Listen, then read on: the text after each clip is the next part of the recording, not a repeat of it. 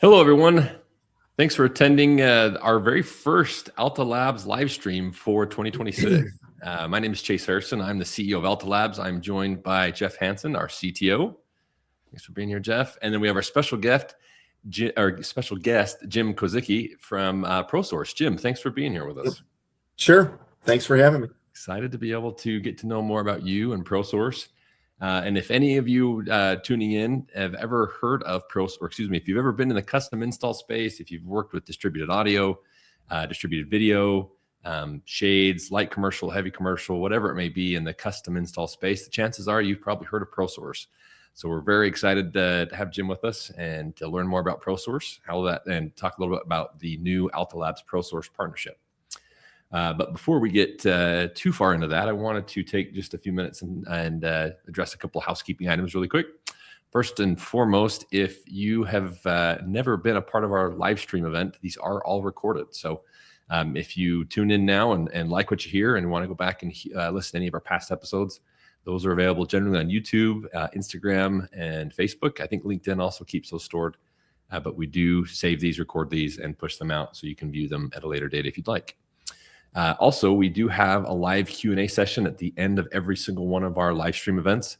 If you will submit your questions through whatever platform you're joining in, whether it's StreamYard, Facebook, YouTube, Instagram, LinkedIn, those all get aggregated up and pushed into our dashboard here, and we'll get those answered at the very end of the call. But you don't need to wait to the very end of the call to submit your questions. We'll get those queued up and get them answered in the order in which we receive them. And if for whatever reason we happen to miss your question, or you're listening to this after the live stream, you're always welcome to email sales@alta.inc, and we will get back in touch with you to answer that question as soon as we can. We have a competition again this time, our giveaway. If those of you are interested and are on the live stream, go ahead and email your first and last name to social@alta.inc.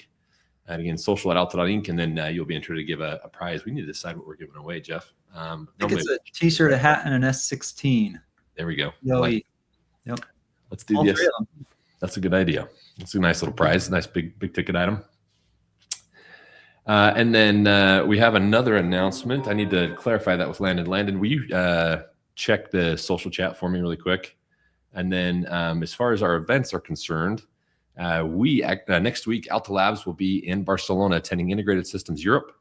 We will have some of our new products there. We'll be talking about all of the new products that we're coming out with in 2026.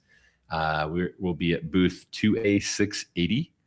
And then let's see. We'll also be at WLPC in Phoenix, Arizona, February 17th through the 19th.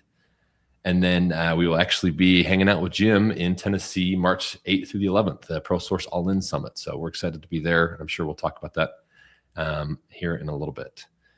Let's see. The last thing is, looks like we do have that. Landon, really quick, are we sure that's not December? I've got those guys for December. I want to announce the dealer, the install of the month, but I think our notes are off just a little bit. Anyways, we'll come back to the installer of the month, but we'll go ahead and turn the time over to Jeff to talk about some of the new features that have come out in the platform in the last couple of weeks. Jeff, you want to take it away?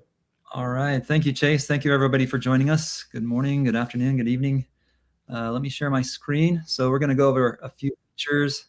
I'm going to share my whole screen because we have some really cool stuff that we've released over the last month. So the first feature that we've launched is the ability to broadcast the AP name inside of the beacon. This is really helpful if you're using a third-party Wi-Fi scanner and you're trying to debug an issue and you want to know very quickly where all of your APs are. Hopefully, when you're designing your network, you're at least giving each of your APs a name that's useful. So it'll use that name that you give in your platform right here in our platform, and it'll put that into the beacons of the access points. By default, it is not turned on just because it takes a little bit of extra payload in the beacons. So it's off by default. But if you do want to turn it on, you just go to manage.alta.inc or your local controller URL. You go to settings, and then there's this option near the bottom, transmit AP name in beacons. So you just turn that on. Once that's on, you can use third-party tools. So I'm going to use Wi-Fi Explorer right here. You can also see them in Wireshark or whatever tool where you can, you parse your PCAPs. So you can see right here, I have an AP7 over here, and I have an AP7 over there. That's what I named my APs. So there's an extra element near the end here that describes what the AP name is. And so if you're using Wi-Fi Explorer, it's cool. You can actually tear apart the entire vendor-specific Alta beacon information element. So you can see the mesh ID, the actual MAC address of the AP, and then, of course, the AP name. So that's our first feature. Really cool, really helpful to help debug something if you're trying to diagnose a problem, an issue. Our next feature is geo IP blocking. So this can be found in the filter settings, under settings. And this is available for Route 10 only currently. You have to be using a Route 10 in order to use this. This allows you to block certain regions from input and output TXRX traffic. So if you just don't want to deal with a certain region of the world, you just type it in here, hit save, and then it'll block all of the traffic that goes out or comes in based on IP addresses that are coming in or out of that country automatically. We also have another feature that we launched at the same time. So it's not just countries. We also have all of these other types of lists. And these are public lists that are automatically, they're maintained by third parties. We automatically synchronize with these lists daily to make sure that, if what happens is, these third parties detect that there's some malicious activity going on. So they add these malicious IP addresses to their lists, they distribute that list, and then everybody else knows not to deal with these parties, with these IP addresses. So these lists are automatically updated, like I said, daily for the block lists. We update the country lists also automatically. So you don't have to download anything, install anything. All you do is go into settings, go to the filter, and then block regions or block list, and you hit save. So really easy to use and really powerful for blocking certain parts of the world or known malicious IP addresses. Let's see, the third thing that we launched was the ability to send IP addresses inside of radius packets. So this is pretty low level here, but we'll just take a quick peek. If you use radius at all, and you can use radius accounting if you want some help, you can look at our knowledge base on setting up radius accounting when you're using non-enterprise security. But obviously by default, when you're using enterprise security, it's going to use your radius server for accounting. So you set up your radius server, you set the accounting port, and then the IP addresses that are detected on your access points automatically be integrated in with the radius accounting packets. So the IP address that shows up in the dashboard here, you can see there are wireless devices. These IP addresses that are being shown here will also get embedded into those radius accounting packets. And there's a lot of different radius servers, a lot of tools that you can use, third-party integrations to help you debug and diagnose different things with that. The last feature that we want to cover in this call is the VLAN acceleration feature. This is actually a feature that is also exclusive to Route 10. So if you go to the Route 10 on the site, let's see. Let's go wired. This is a setting that you edit directly on the Route 10 itself. If you've noticed, under advanced settings, we have different types of acceleration. These are described a little bit right here.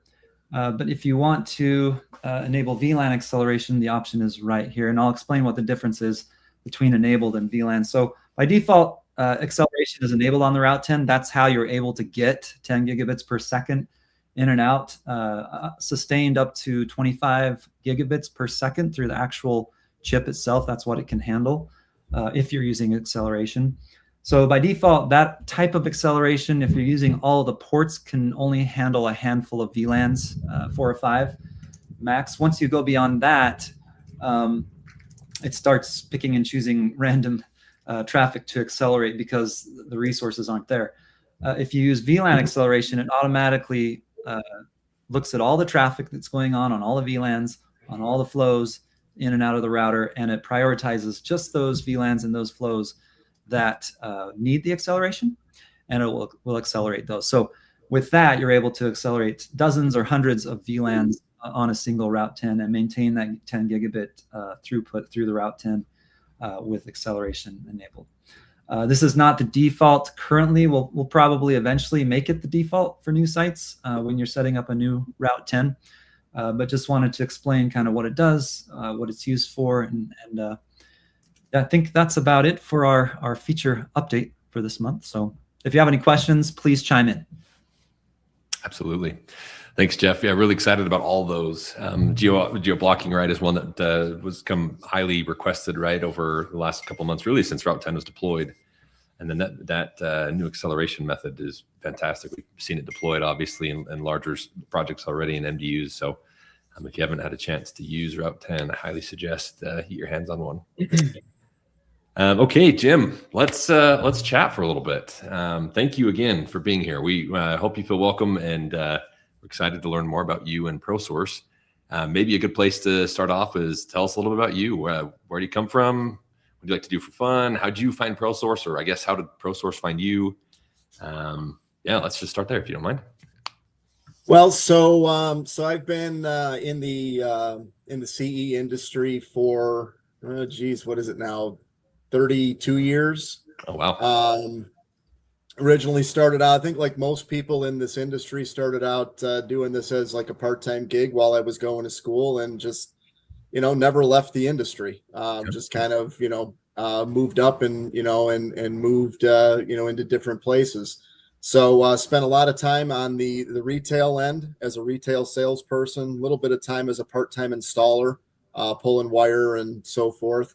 Ultimately landed at ProSource about 3.5 years ago.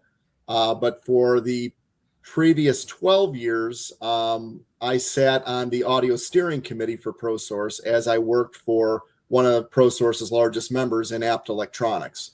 So I was at Apt for 17 years, the last 12 of which I was the home audio buyer, as well as wore a number of other different hats there. So yeah, very familiar with ProSource for a long time, even before it was called ProSource, back when it was simply called Pro Group. So yeah, I've been associated with the group for probably more than 20 years. When the opportunity for them to hire me as the VP of Business Development came up, I threw my hat in the ring, and they found that they thought I would be a good fit. So here I am. There we go. That's awesome. It's a great background. And then, where are you based out of, Jim? Are you in Colorado as well, or you're back east, aren't you? No, I am in the geographic center of the universe, otherwise known as Chicago. At least that's how we like to think of ourselves here. But I think it's got to be pretty close to that. Anyway, yeah. So right now, sunny skies, blue skies, and about 8 degrees in Chicago. So welcome to winter. Yeah, that's right. Hard pass. We're just the opposite. We're watering our lawns out here in Utah because you guys have all of our cold weather over there. So, well, you can have it. I'll be glad to give it to you. Yeah, we'll take it. Well, we always like to ask our special guests what you like to do for fun. We learned our last guest actually liked to scale frozen waterfalls. So I don't know if I've had anybody beat that yet, but would love to hear what you like to do for fun. Well, it's actually very funny that you say that, because I like to scale unfrozen waterfalls. Really? Oh boy, I want to hear more. Yeah, can't wait. Yeah, it's a whole different dynamic, really. Yeah. No, I'm very boring in my private life. I play in the when the weather is conducive, I play a lot of golf. Like they say in Caddyshack, Nixon plays golf, right? Like, how exciting is that? But it's a great show. it's kind of one of those things. Once the drug has got a hold of you, it's hard to walk away from it. So yeah, just realistically play a lot of golf. I'm an avid baseball fan, although I'm not a fan of the Chicago teams for any variety of reasons. But so yeah, the winter months are usually kind of my downtime. Although, I have paid a lot more attention to the NFL this year, with the fact that the Bears were actually passable as a competitive football team for the first time in probably 3 decades. So, So yeah, I mean, little boring on that aspect, but that's what I do. Hey, that's all right. I'm right there with you. I'm a golfer myself. I do not scale frozen waterfalls, though I wouldn't mind trying once. But yeah, golf all the way, especially in St. George. And we should have you talk more to Rob, our VP of marketing. He is an avid baseball fan as well. I don't know if you can see in his. Well, I guess the rest of the world can't see, but he's got all kinds of baseball memorabilia. So. Okay. Well, and again, if you guys are just barely tuning in.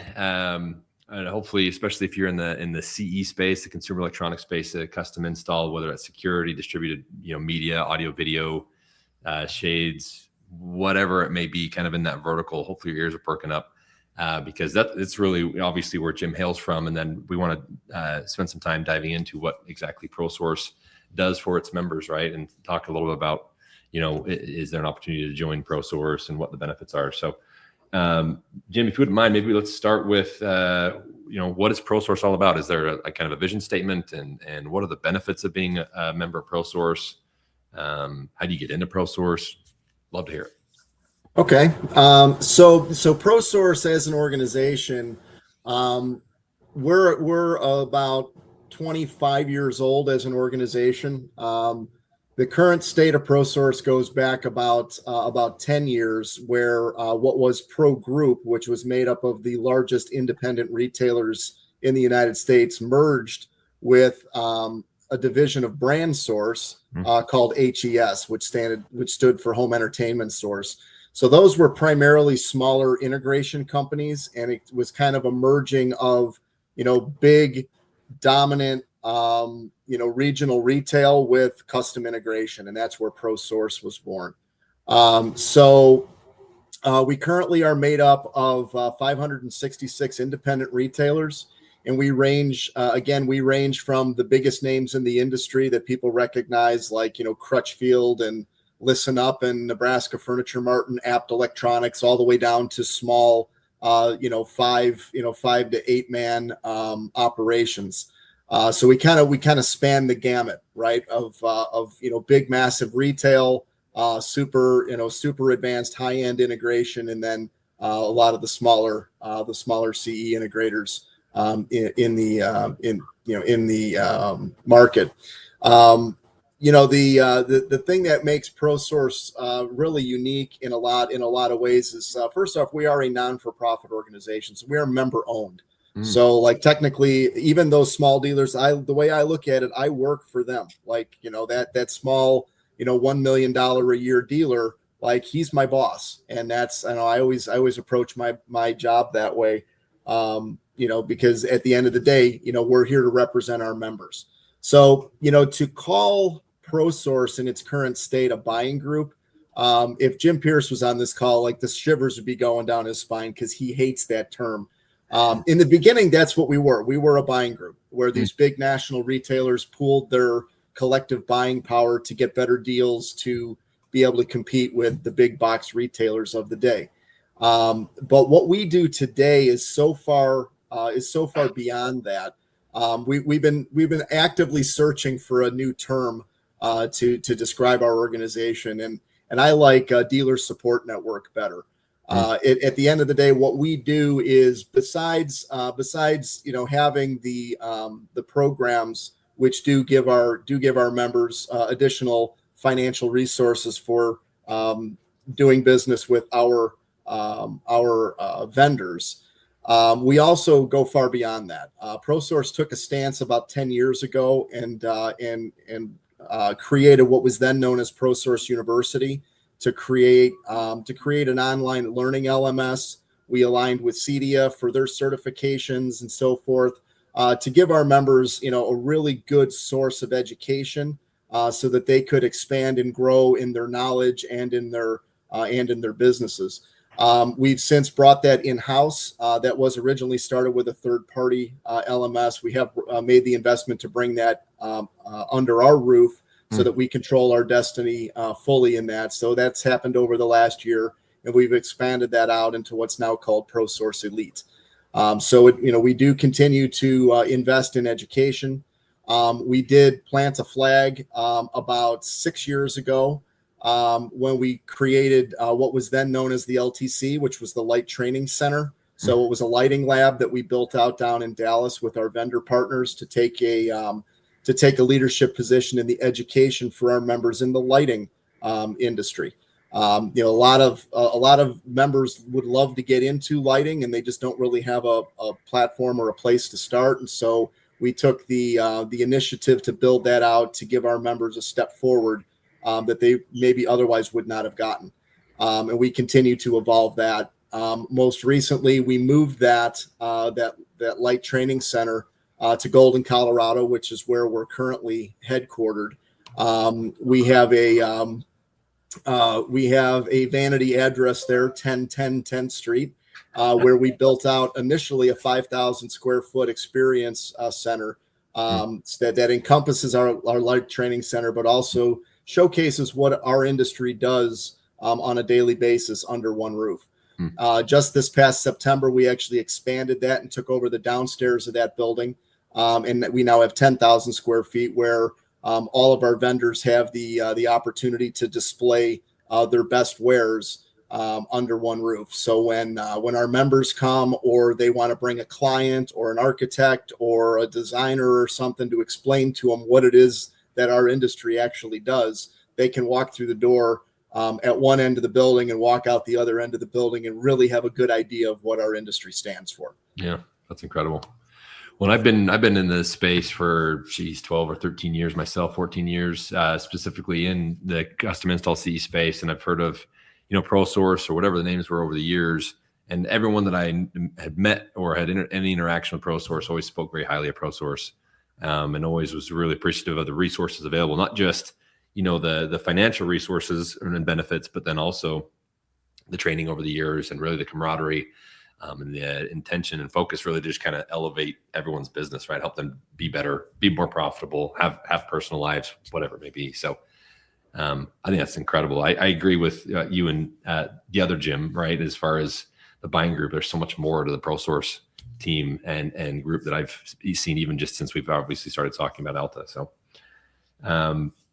but as far as I should also point out that it's like, we're constantly looking to evolve what we do, because, every day that goes by, there's always something that's changing in this industry.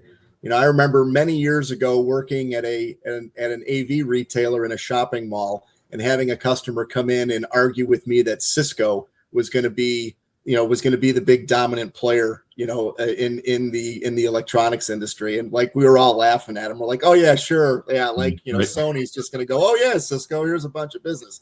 Well, this guy was apparently a genius because, back in whatever that was, 1992, he foresaw the fact that everything that we do in this industry was going to be tied to networking. Absolutely. So if I can find that guy, I owe that guy, a lunch or a dinner or something for having the foresight. And I would have to admit that I was wrong, but it's truly amazing. And so that's just, I think, one indication of how this industry continues to evolve and change. And ProSource, we're positioned to be able to continue to evolve and change along with it. We're constantly looking for new ways to support our members. We took that original education path and we built it out into actual in-person trainings. One of the biggest problems that we have, that our members have with their businesses, is turnover. There isn't a whole lot of people standing in line waiting to become a certified installer, for all the things that we do. And so what happens a lot of times is the members take the opportunity to find somebody and hire them and teach them. And then the guy down the street offers them a couple more bucks an hour and he jumps ship. And now the member's back where they originally were. So we began about 5 years ago to build out in-person trainings to do level 1 and level 2 installer training. So this way it lightens the burden on the member to be able to hire a quality individual. It could be the guy that works at the local car wash that's just a nice guy, right? Or a guy that delivers your pizzas, seems like a really nice, sharp guy. You hire him because he's a quality individual, and you send him to us. And in a week's time, in the case of level 1, we can send you back a roadworthy apprentice installer, ready to start, adding to your bottom line. And then, as I said, we do a level 2 installer training. We've added project management training, and this spring we're going to be relaunching all of those as well as adding sales training. Because believe it or not, a lot of the integrators, they started in this business because they had a passion for design or install, or just like, kind of geeked out over the technology. And, they might not even know who somebody like Zig Ziglar is and the basics of selling. And so we're going to start instituting a sales process for our members to send their people to as well. So the whole idea is just to continue to support and elevate everything that we can provide for our members so they can grow their businesses. Yeah, I think that's incredible. So Jim, I mean, can just anybody join, or do you have to have a specific focus in your business, or do you have to be a certain size? Could you talk a little bit about that for maybe those who are interested in joining? Yeah. So again, if Jim Pierce was on this call, he would reflect back to what I said about having 566 members. And, I don't think the mission statement for ProSource was to be the biggest group out there. I don't think that was our original intention way back when. It's more about quality, right? We want the best of the best. And that's what we want ProSource to represent, from both the vendor and the member sides of the business. And so when we think about the membership, and we think about who are the right people to come into the group, there are some benchmarks that you kind of have to hit in order to be considered a member for ProSource. No disrespect at all to any of the smaller integrators that are operating out of their houses, building their businesses, but we just don't accept those dealers into the group. So one of the key elements is you have to have a commercially zoned address. That doesn't mean that you have to have a showroom or an experience center. That comes later on in the ProSource hierarchy. Sure. But you have to like get in your car and drive to work every morning, right? We want somebody who is an established business, because we feel that if they've made that investment in their business, that they're going to be more likely to want to grow and learn and mature in the industry, as opposed to being a guy that just doesn't have that same level of commitment. Makes sense. Totally get it. So is there like a benchmark from a top revenue perspective, or is it really, there's some bare minimum kind of requirements and they come to you and your team and say, hey, I want to be considered, and then there's like an interview process? Or well, the rough dollar figure to be considered as a ProSource dealer is $1 million in annual revenue. However, we do, there is some variation to what who we will bring in. If the prospective dealer has a really good business plan that they've put together, and they've got a growth path, and they can explain to us about how they're looking to expand and grow into the future, we will take that into consideration. So Sherry D'Antonio, who's been with ProSource for, I think, 15 years or so, she's in charge of new membership. And so she has a whole interview process, and she'll go through all the financials with the dealer about their current business, the brands that they represent, and so forth. And what she'll do is she'll actually put together a prospectus for them that says, okay, based on your current volume, if you were to join ProSource, this is what we would anticipate your annual benefits to be. And if we look at it and say that your annual benefits are not going to be equivalent or above your membership dues, then it just doesn't make sense for them to be here. And that's the way we kind of, as a general rule, that's the way our entire organization works. And so when we think about our vendors, we think about our members. If there isn't mutual benefit for everybody to be here, then a lot of times that partnership just doesn't make sense. So we want to be establishing long-term beneficial relationships from both the member and vendor perspectives. Got it. I had a question about the trainings, and I think it's awesome that you do something like that for new installers. Are those typically like on site, or do you do those remotely, or is that a kind of a mix? Well, so we do have some trainings built out in our online LMS, which our members have access to 24/7. Okay. We will be publishing dates for the in-person trainings. So when we talk about in-person trainings, like literally we'll be, teaching them how to run wire through walls and how to install speakers. So it is hands-on. Like they'll actually be able to mount a TV, install a speaker, program a control system, etc. In our facility. So those are limited. We can't do that, every day or every week. But as time goes on, we will be adding more and more of those trainings as the need dictates. Very cool. Oh yeah, so great that you guys are so focused on training and helping elevate, your first time super green, installer all the way up through the ranks. That's a big focus of ourselves, because as you mentioned right in the beginning, Jim, networking is really the epicenter of where everything starts to happen, right? As you're trying to tie things together, your customers are trying to access the internet for work or for a business or whatever else, but then they're also driving their homes or their buildings. And so not having a strong network is a terrible mistake, terrible misstep, right? And if you've got a strong foundation, if you know how to deploy a strong network, then everything you build on top of that is so important. So we're excited to be a part of that ongoing education with ProSource. And then we also are launching our own training here very soon. We're just putting some finishing touches on it. And then we're hoping to obviously take what we've learned there and plug that into your LMS, right? And hopefully have the ProSource members be able to take advantage of that. So yeah, we're definitely very happy to to help you guys with that and have you help us. Obviously networking has become the backbone of everything, as I've kind of already said, and we're really excited about the opportunities with Alta.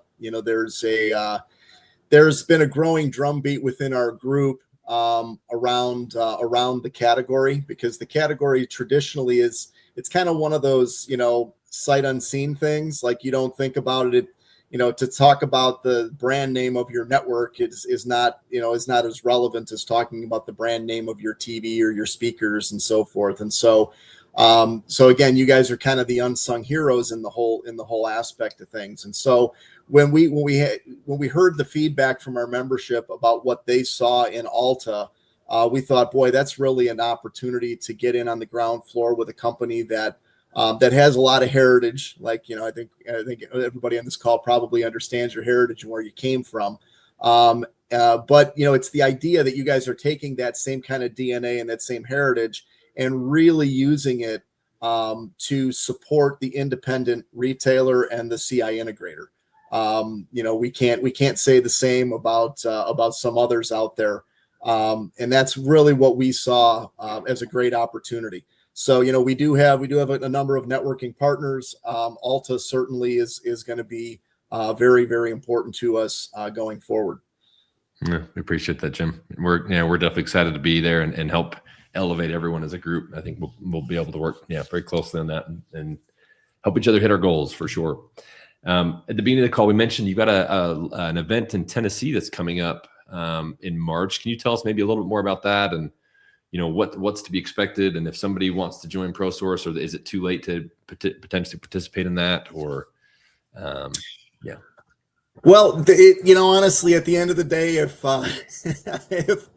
Heidi, our director of marketing, was on this call, which she might be, I would tell you it's never too late. Like I would be like, hey, Heidi, we got to figure out a way to get these people to Summit, right? So the Summit is our so we've traditionally for many years have done two bigger meetings each year. Okay, so the Summit, which happens in the beginning of the year in March, it's usually the show that's been more geared around CI. Okay. And so what we traditionally saw there was we saw a lot of our smaller CI integrators coming to that show. Within our organization, those big dealers that everybody knows their name, we refer to them as our pro level members because they were the original pro group guys. And then in between the CI guys and the pro level guys is what we call our power CI guys. So the power CI dealers are they're dealers that have figured out a way to scale their businesses and really build up something that looks much more like a pro level dealer, but it's very geared towards custom integration. So these are usually your guys that are the early adopters of new technologies. They've got the sales volume, which gives them the financial wherewithal to enter into these new spaces sooner than maybe some of the smaller dealers out there. So we've traditionally segmented our meetings into a meeting for the Pro and Power guys and then a meeting for the CI guys. So the split within ProSource is, as I said, it's about 566 members. 400 of them really identify as the CI dealers. So the other 166 would represent Pro and Power. And so we used to have two very distinctly different meetings for them. So what we did last year is we did change up the summit meeting to add the Pro and Power guys onto that. So they can come the first day and a half now and have sit-down business meetings with all of our vendors. And then the trade show opens up where it's now open to everybody. And it's your typical trade show, 10 by 10, 10 by 20 booths, demo rooms where people are showing off their wares, their services, and giving demonstrations of their products. So we've really kind of taken the summit and made it a microcosm of what both meetings used to represent in the past. One of the reasons we did that is because, you know, we want to be collaborative partners with our vendors, and our vendors were telling us, like, guys, we used to do these meetings like 6 weeks apart. We had one meeting in March, one meeting in May, and the vendors were like, guys, it's just too much on us. We can't keep doing that with all of these other little events that are coming up that are happening throughout the industry. Like, we just can't keep up. So what we did is we listened to our vendor partners and we found a way to kind of separate the meetings out.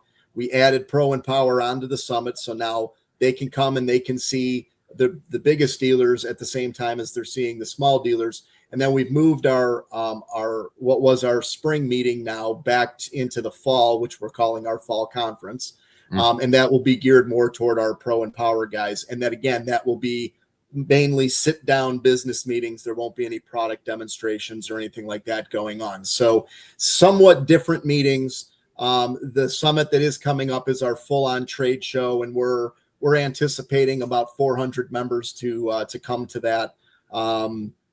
And that, as I said, that's the big show. That's the big show coming up. And so you can expect to see, I think, to the best of my knowledge, 98% of our vendors are signed up to be there, and we'll be there with, with new products and services, for our members there to ready to answer questions and and provide support and business reasons to do business with them to improve the members' bottom lines. So that's what it's all about. And then in addition to that, we do have education breakouts. We have roundtable breakout sessions. We do have a keynote speaker that comes in and gives a motivational or inspirational presentation. We do a State of the Union kind of presentation where Jim Pierce will get up and talk about what's happening with the group, talk about what's happening with the industry, and kind of give maybe some guidance or forecast about what to expect for the year to come. So it's an all-encompassing meeting that I think all the members walk away with a lot of value. And we jam all of that into 3 short days. So it's an action-packed couple of days. And everybody seemed to like the venue in Nashville last year, so we're back there again this year. So the Gaylord on March 8th through the 11th. So we'll all be there with bells on. That's great. Yeah, we're looking forward to it. We're looking forward to being there for the first time. As I mentioned, everyone that I'm associated with is a member of ProSource just rants and raves about the events. They say the value that comes from it, the networking opportunities, they are second to none. So excited to see what that's all about. Yeah, we've actually, in the last 2 years, we actually did something to really heighten the whole concept of networking. So in the past, it was really dependent upon the members coming to the big shows. But the way that works. A trade show is a trade show, regardless of whose name's on the side of it, right? It's kind of the same flow, and everyone's there to try to get as much as they can out of it while they're there. And the networking happens in the evenings and so forth. And so what we did in order to really heighten the networking between the members is we created these working groups. They're in some instances they're regional groups, in other instances they're more national groups. We call them V11. So it's kind of the Spinal Tap, this goes to 11, like turn it up to 11. we call these V11 groups, and they're made up of 10 like-sized members who have similar business interests. And the purpose behind this is for them to get together monthly. They do them on Zoom calls or Teams meetings for 2.5 hours every month. And it's all about openness and transparency. And these are guys that are getting on there and they're sharing all aspects of their lives and businesses, and trying to become a support network for each other, and finding, synergies in which they can all help and grow their businesses. And so far in the 1.5 time that these meetings have been, that these groups have been put together, we went from a pilot with 4 groups. We're now up to 20. So it's really become a really big part of what we're doing here at ProSource. And from the vendor perspective, it's really important too, because once these groups start talking very highly about a vendor, then those vendors really gain a lot of traction. In fact, you guys, we just had our V11 in-person meeting in Golden, Colorado at our facility just last week. And kind of on the fly, I get a text message that says, "Hey, can you get Alta to jump on a call with these groups? Because these guys all want to know about Alta." And so I think we had Tony jump on that call and answer questions and so forth. And so that's, again, that's another aspect of ProSource that I think that when you just call it a buying group, that kind of gets like skirted, right? It's this whole idea that we have all of these members that have all of this knowledge that they've built up, and getting them to share that knowledge with each other is so important. And it's really difficult to do it regionally, because if you've got a guy, on one side of the street and a guy on the other side of the street, they're never going to share their secret sauce. But if you've got a guy in Chicago and he's in a group with a guy in Nashville, okay, they're competitors from the perspective that they sell and install the same products, but they're really not competitors. And so they're willing to share synergies with each other. And that's really been a game changer. And I think we're just going to continue to get better and stronger with those groups. And I think that's one of the things that's really going to propel ProSource into the future. Yeah, I agree with that.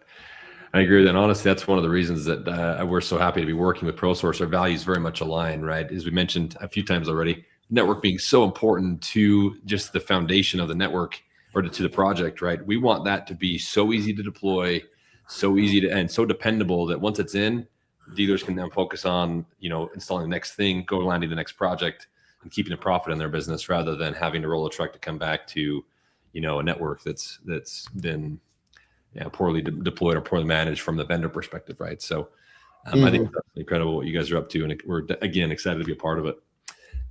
So I did see a note in the chat from Landon Reynolds asking if we have ProSource in Southern California. Yes, Landon, we absolutely do. We've got plenty of members in Southern California. So if you're interested in joining the group, put your contact info, if you don't mind, put your contact info in the chat, and I'll have Sherry D'Antonio reach out to you. Perfect. Yeah, thanks, Jim, and thanks, Landon, for getting that up to our attention. Jim, I guess maybe one other question I'd have, unless Jeff has any more, would be just, I understand that obviously there's so much more to ProSource than just a buying group, but there are some financial benefits there too. You mentioned that a little bit, right? There's a fee to be a part of it, but then there's also some rebates, right? It kind of depends on the vendor, and I know we can't get into specifics, but you mind maybe taking just a second to talk a little bit about what that may look like, right? Is it cash back in dealers' pockets, or is it just, they're able to buy stronger? Yeah, so that is my primary role within the organization, is to run those vendor relationships. And so again, if you really strip ProSource down to its bare element as a buying group, that's what's at the center of it, is the vendor programs. And so while we've discovered through process that a lot of our members find more benefit in the education and the support and all the stuff that we do outside of the vendor programs than they actually do in the programs themselves. But at the core, that's what it's all about. The idea is you come into the group with the opportunity, in some instances, the opportunity to do business with vendors that you might not normally get if you're just a small independent guy. The other opportunity is, to be able to take advantage of those programs. So most of those programs they're going to offer a variety of different benefits. In some instances, they're going to offer you an upfront discount that maybe you wouldn't be able to get on your own. Secondly, there's group rebate elements where if you as an individual grow your business a certain amount, there might be a rebate that comes back to you quarterly or annually. Or there's the group rebate element where if the entirety of the group gets all their business together and reaches a certain volume level, that the vendor will rebate a percentage of the business back at the end of the year. Most of our programs have some or all of those elements built into them. And we have programs soup to nuts with any category as a CI integrator that you need support in. So whether it's networking, televisions, audio, lights, shades, everything that you do, we have vendors in those categories. And as I said, our goal is to be looking for the best of the best vendors out there. And so, speaking specifically to Alta. So Alta's program does give you a guaranteed pricing benefit up front. So you buy a little bit better than the average Joe off the street. Number two, you do have a rebate opportunity where if the group grows to a certain level, that you can get a few dollars back. And then probably more importantly than maybe the dollars and cents is that Alta has set up a concierge support line for us as well. So while we know that Alta products, that they deploy faster than anybody in the industry and they're very intuitive and no one ever has any questions about how they get installed, in that rare instance, there is a dedicated support mechanism for the ProSource members where they get priority support with Alta. That's great, man. I don't even have to do any selling. You already hit all of it, Jim. Thank you. That is. Again, we're just happy to be part of the group, and we're happy to provide priority support or the concierge support. That's a better way to put it in the financial aspects of it as well. So, but again, really quick, just as a reminder, anybody that has a question for Jim or Jeff, if you wouldn't mind, submit those through your social platforms, and we'll get those answered here as we kick off our Q&A here in just a minute. But Jim, thank you again for helping us kind of peek behind the curtain that is ProSource. Again, it's a very impressive organization. I've known about it for a long time, and to actually be able to interface with you, Jim, and the rest of the team has been great. But before we jump into live Q&A, Jeff, I'm sorry, I felt like I'm doing all the talking here. I just can't stop. But do you have any other questions for Jim? Oh, you're good. I mean, Jim already answered probably a lot of the questions that I already had. So it's been awesome to hear all about ProSource and what they're doing and what they're about. I did have a question, just are there any new and interesting trends that are happening, and whether it's home automation, lighting, home theaters, networking, anything that's really cool out there right now that you would highlight? Well, there's a lot, having just come back from the Consumer Electronics Show, getting to see a lot of the new gadgets and stuff from some of the bigger vendors out there. There's what some would refer to as a TV revolution going on right now with new display technologies that are starting to hit the market. RGB is what it's all about. The new display panels. So everybody was talking about RGB and the benefits thereof in the TV business. We are seeing a little bit of a shift in the audio world. I think anybody that's been in this business has seen that the AVR, the audio video receiver category, kind of a little bit in decline. Where in the past you did a whole home job, you might be speccing 3 or 4 AVRs in a job, and now it's like one because they've built so much feature element into these units. What we're really starting to see a lot of now is companies like Audio Control, introducing products that are like compact amplifiers, 2 and 3 channel amplifiers that can be mounted behind a flat panel TV and hooked up to a passive sound bar for more lifestyle oriented installations. So I don't think any integrator walks through a customer's door going, "Hey, let me sell you a sound bar." But when the consumer says, "Hey, I don't want speakers all over my room," you have to have a good option. And so one of those options is is, to sell a good quality passive sound bar by somebody like Leon or somebody of that nature, Origin Acoustics, et cetera. And you have to have a cool amplifier to mount behind it, right? And that's where somebody like Audio Control comes in. So I think we're starting to see a little bit of an evolution in terms of audio for video is the way I would call it, as opposed to home theater. We still see plenty of home theater going on. What we're seeing more and more of is we're actually seeing more of the people that are dedicating rooms to home theater wanting to go more upscale. You're seeing brands like again, Audio Control just released a whole new line of home theater processors. You're seeing brands like Datasat, Wisdom, amongst others, that are out there, Trinov, and their businesses are growing astronomically, because people that are going to invest in that, they want the best experience. So you're seeing more and more people that are doing dedicated theaters, doing really high-end dedicated theaters.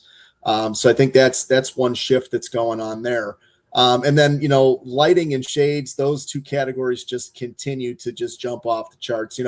If you would have walked into, my store that I worked at in 1996 and said, like, hey, we're going to be doing nothing but talking about lighting and shades and networks, I would have said, you're out of your mind, but it's as times change, the industry changes along with it. And I think everything has really become all about the connected home and how people live their lives, and how people are integrating products to make their lives better. So this whole concept of circadian rhythm and, better sleep and all of this stuff, it all starts to tie everything together.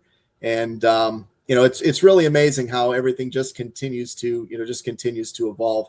And then, you're seeing a lot of manufacturers coming out with some really cool products.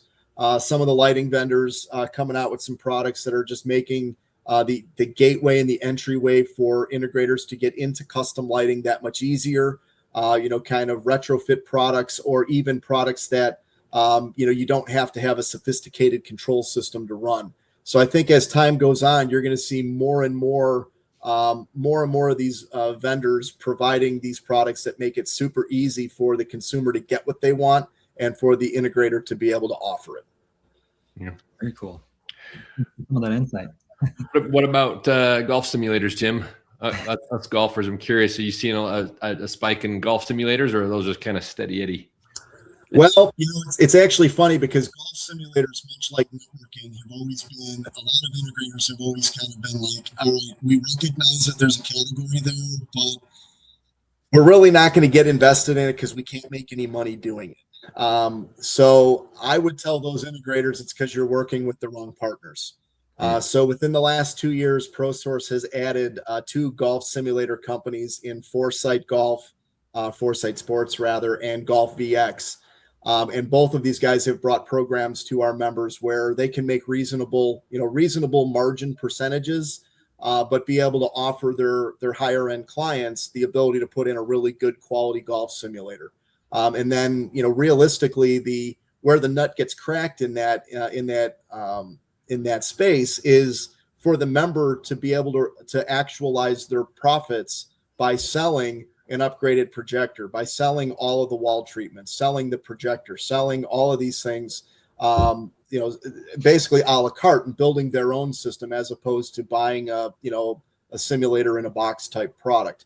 And I think that's the education of what that could represent to the membership has been. The members that have taken advantage of some of these programs are like, wow, like we should have got into this a long time ago. So yeah, we're real happy that our vendors are here to support our members in that category. And yeah, it's funny, because the one reality for anybody that plays golf is that the cost of golf never goes down. The cost of golf just continues to go up and up. That's and true. Up. Unfortunately. And so all of a sudden, at what point does it start to break even, where I could invest whatever $15,000 to $80,000 in a golf simulator in my house and not have to go out and spend $115 a week at the local golf course? So yeah, okay, you're out in the sunshine, you're hanging out with your buddies, maybe drinking a few beers or whatever. But you know what? You don't go out on any days that are gloomy Oh, did we just lose you? You can play whenever you want to when you've got a simulator in your basement. I think a lot of the consumers are starting to gravitate towards that. Yeah, agreed. Well, it's good to hear that there's a profitable option if you're a member of ProSource.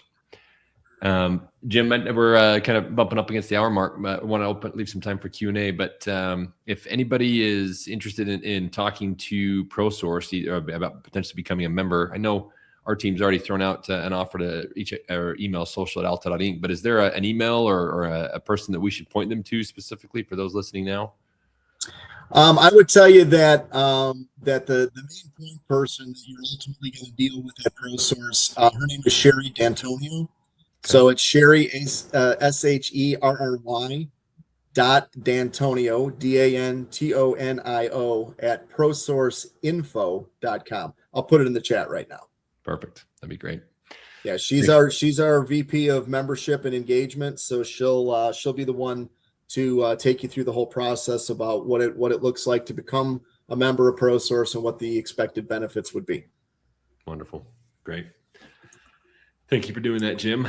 And again, thank you for being here and sharing so much wonderful info about ProSource. It's great to hear about it and all the benefits that come as for those that are already members and potentially those that are considering reaching out and participating in something that's as impressive as ProSource.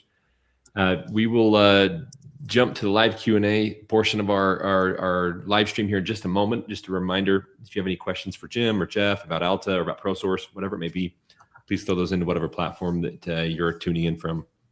Also, if you're interested in participating in our giveaway, email your first and last name to social@alta.inc, and we'll make sure you get entered to win either a 16-port switch or a shirt or a hat.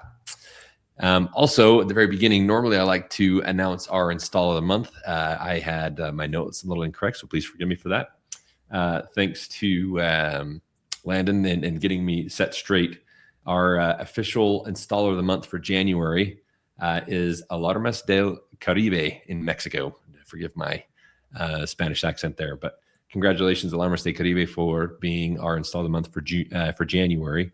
And if any of you are interested in participating in our Install of the Month program, or if you want to know how you are eligible to participate in that, honestly, the best part is just start buying Alta Labs products. We are able to, through our distribution network, we're able to see who's buying Alta Labs products, and then we also look for activity on social platforms, in our community forum, and then our sales and marketing team come together and we'll vote on who our Install of the Month should be. So again, congratulations, Alarmas del Caribe.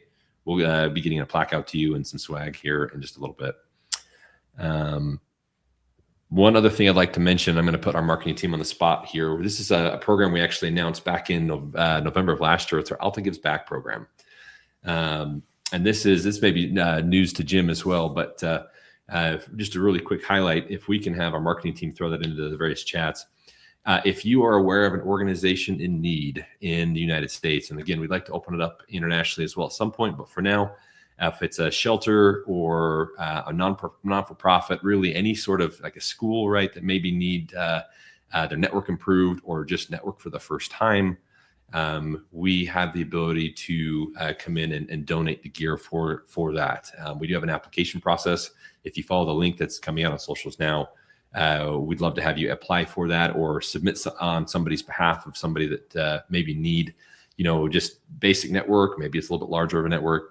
We just partnered with TKW again. At the end of last year, we had a kind of a women's shelter halfway house back on the East Coast that were able to actually take care of 3 different campuses and upgrade their network infrastructure. It was kind of a much needed project. So again, we would love to know of opportunities out there to give back, and love to hear about any needs that you may have. So please leverage that link. And that's it for housekeeping announcements. I promise I'm done, other than the giveaway at the very end. Let's jump into the live Q&A here. Let me scroll all the way up to the top. First question from Pepper Spice X. I think this was even here before we jumped on. AP7. Jeff, you want to talk a little about our what's in the works for AP7? Yeah, so we're still on track to provide an AP7 Pro model. Hopefully should be more towards the beginning of the second quarter at this point. If you didn't notice, I was actually looking at an AP7 Pro earlier when I was showing off our new features. The AP name was from an AP7. But yeah, it's a 10 gigabit PHY on it, so you can do up to 10 gigabits. It's got 3 radios, 2x2 on the 2 gigahertz and 6 gigahertz. And then we do 4x4 on the 5 gigahertz for better coverage on 5 gigahertz. So hopefully that answers what's coming up here real soon. That's great. Yeah, we're excited about that. We're kicking off our real world testing here too, very shortly in the next couple of days. So we're excited about that. Thanks for that, Jeff. Lots of hellos from all over the world, coming in from Europe, UK. Thanks everybody for being here. We've got from Denmark as well. It's awesome. VJ, I think we probably just provided a pretty good Wi-Fi 7 update that's coming along. And thank you for being consistent. I think you have been at every live stream we've ever had asking about Wi-Fi 7. So thank you for that. Also, this is a very good question, actually. So we haven't officially announced this yet, but our February Alta Labs live event will be focused entirely on what our roadmap looks like for 2026. That'll be Jeff and I introducing the products that we plan to announce this in 2026, as well as kind of a high-level target for features that will also complement both the new products and then our existing stack. I think there is actually another comment here. It is, yes, by user Jerky-san. As far as looking forward to what additional features are coming out in the Alta Labs ecosystem. So I would stay tuned to the February specifically. We'll have a comprehensive list there, and we'll show images, renderings, right, and kind of give you a better idea of what is in the works with Alta for this year. But Jeff, specifically to this, is there anything you want to talk to as far as features that are in the works, or should we save that for February? No, it's okay. I mean, I can give a few highlights. Obviously, we got new hardware coming out, and we'll talk a little bit more about that in February. We definitely have a big focus on, because we have ProSource on today. We're definitely focusing on the custom install Pro AV home market. So some of the features that are coming out will definitely be focused around those types of installation. If you talk about like Route 10, we're looking at adding VPN status, better WAN dashboard, so to know what ISP you're coming from, being able to do that on each of your individual WANs, speed tests within the dashboard, as well as being able to do PBR through the Route 10. So Route 10, we continue to develop features for as we keep going with that product. Great. Thanks, Jeff, and thanks, Jerky-san, for the question. VJ, I think this is probably better kept for February. But definitely have some new switches that are re-added to the lineup that we can cover a little bit more in February. Lots of common requests, right, that we're paying attention to is multi-gig, 2.5 and up. Also lots of additional PoE, and that I think you'll be very pleasantly surprised what we've got in store for you in February. Jeff, do you want to add anything more to that, or we just? No, I think that's good. Yeah. Okay, cool. So VJ, we'll see you in February. Let's see here. Another question from Sky Nikki. I would like to know if it is possible to implement DNS, DOT, DOH in future updates. So Alta devices currently already do use DOH for their DNS by default, all APs and switches and routers. And that's to make sure that it works well with a local controller mostly for compatibility and ease of use. So you don't have to set that up. If you would like to know more about customizing that, just reach out on our forum. We do have the ability to set up some custom configuration options, not necessarily through the UI currently, but you can definitely do it very easily through, if you know CLI Linux at all, you can get in there and edit the configuration. So if there's any more than DOH client that you were referring to, I don't know if you're asking about a server, just let us know. If you want any more information about that. We don't currently do like a DOH server, but we do the client very well up to this point. Great. Thanks, Jeff. Thanks, Sky Nikki. Question from VJ. When would QoS be available? I mean, that's I'd need a little bit more information on that. Obviously, we talked about QoS in the past with Route 10. You can enable QoS. What we love about Cake, that's the QoS that we've implemented in the router, is it's extremely easy to you give it a single setting of what your upload and download limits are, and it shapes everything perfectly. You don't have to do any custom modifications, and it works nearly in all situations. So yeah, Kick's pretty awesome on the Route 10. If you're talking about switches, we do have ways to enable that. Once again, these aren't necessarily in the UI, but we are probably going to be looking more into that and releasing an article that talks about how to do QoS with DSCP and setting priorities. So our switches all do have priority queues. And so we'll be doing something on that to explain how to use that from the CLI. Great. Thanks, VJ, for the question. Thanks, Jeff, for the answer there. Let's see. We already answered this. In case you're tuning in and seeing this question on whatever platform you're on, Jim did answer this already. Also in the chats, you're able to see a way to get access to ProSource members, so you can talk more about being a member. And I think that comes from Instagram user Smart Hands Services, it looks like, actually. So thanks, Smart Hands Services, for being here. Another question from VJ. Love the questions, VJ. Thank you. Any updates on Ethernet cables and DAC cables? So I don't know that there's anything we can talk about that's any more that we've talked about in the past. We don't have any current plans, but we've definitely been looking at that for quite a while, but don't have anything nailed down yet. Yep, that's good. Good point. Thanks, Jeff, and thanks, VJ, for the question. A couple more shout outs. Thanks, everybody, for being here. We've got some of our influencers, reviewers of product. Thank you for being here. Next question. It's actually about Starlink, it looks like, from user Robbie Bot. Appreciate the image here too, Robbie. Thanks for being here. Any updates on providing Starlink telemetry in the dashboard and any PoE-powered switches coming up on the drawing board? Yeah, so Starlink's cool because it has a standard interface for getting metrics about the connection.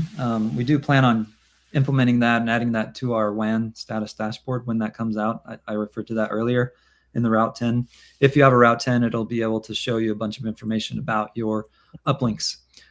So that would be part of that. And then as far as PoE powered switches, we're definitely looking at it. Once again, don't have any firm concrete plans yet, but we're getting a little bit more serious about doing a low port count 2.5 gig PoE powered switch. Yeah.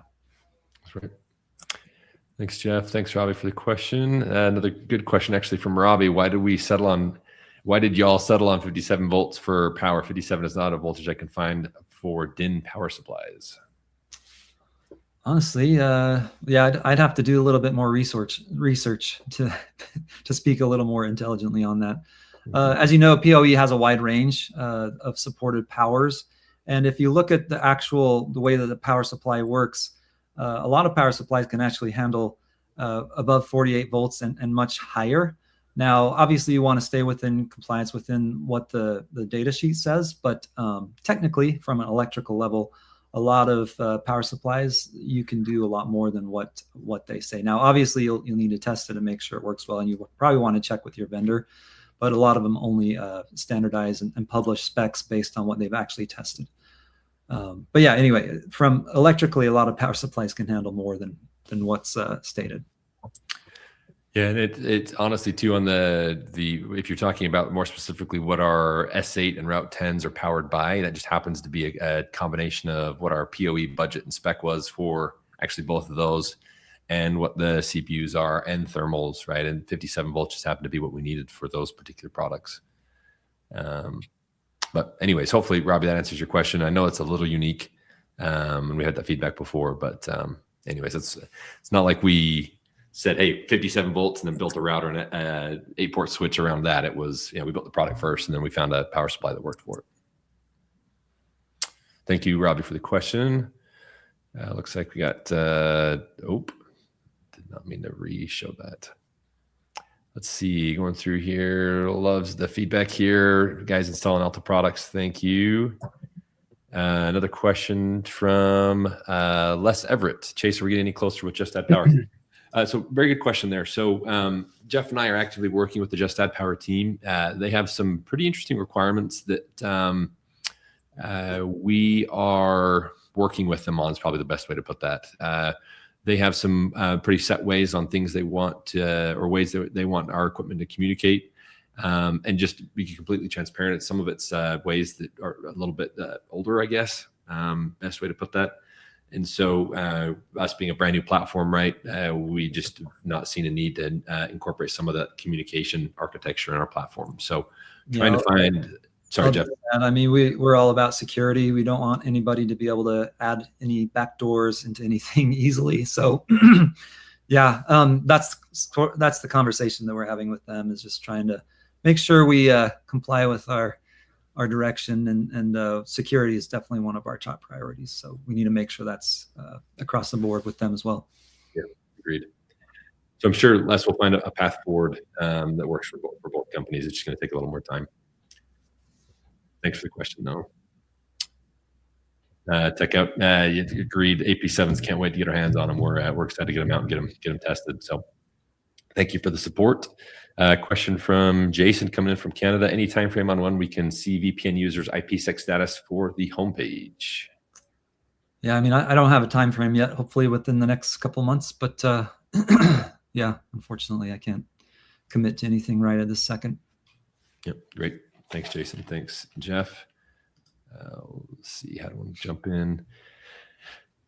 One more question on Robbie, clarification of power. So can I power your devices using a 48-volt power supply?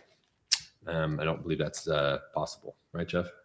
I'd have to double check our data sheet, as long as it's within the specifications. But yeah, if it's outside the specifications, it may work, but it's not something that we can throw our weight behind, right?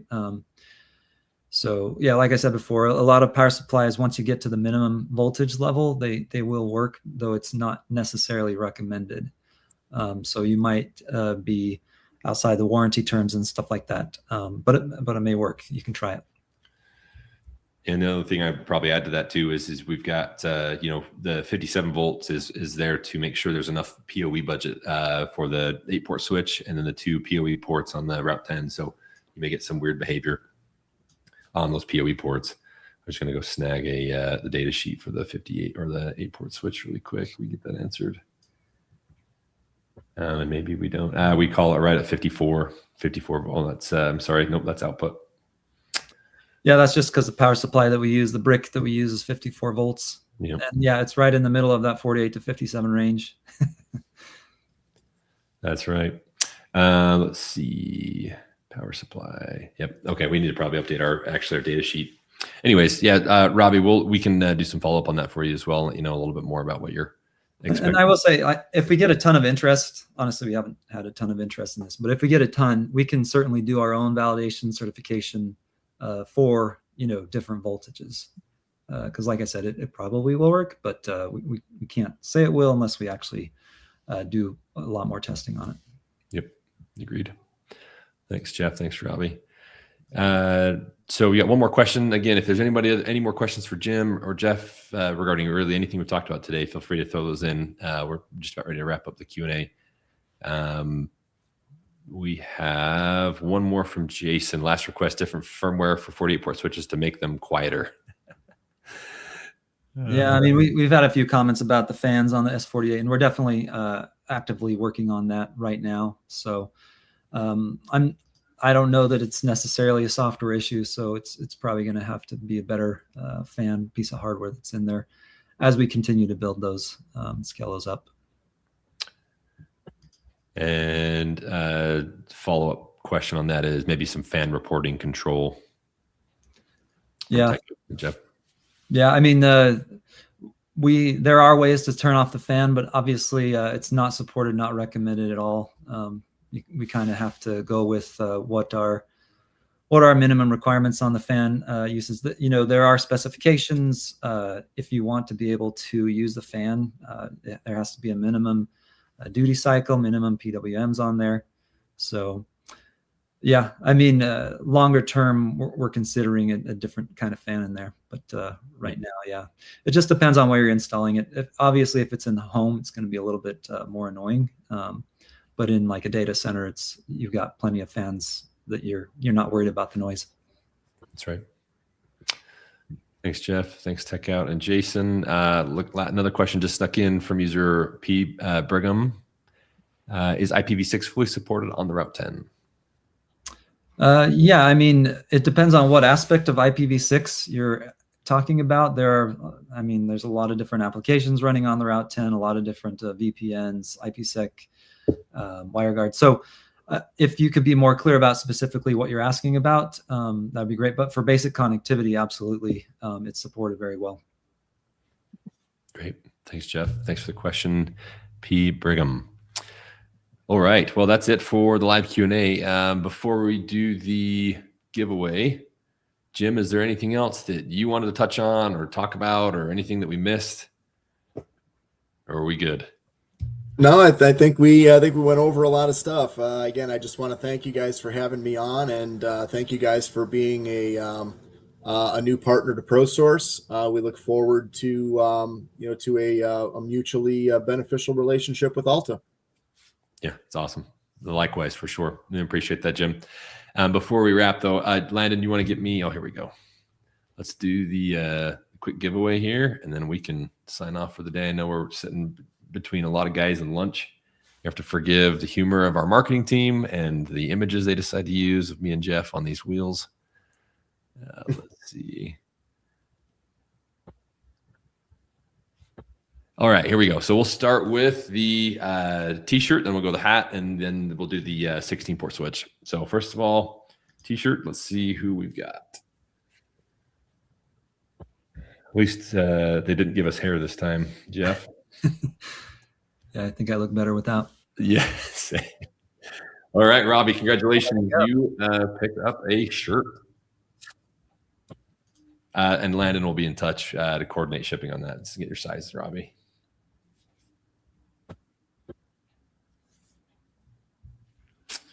And this will be for the hat.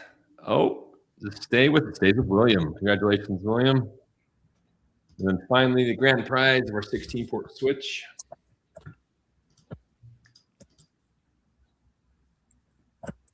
Looks like this is going to be Adam. Congratulations, Adam. Appreciate you guys being here and didn't want to participate in the giveaway. All right. Again, Jim, thank you for your time. I know we've gone over an hour. It has been super enlightening. I appreciate you being here and taking the time to let our community know about ProSource.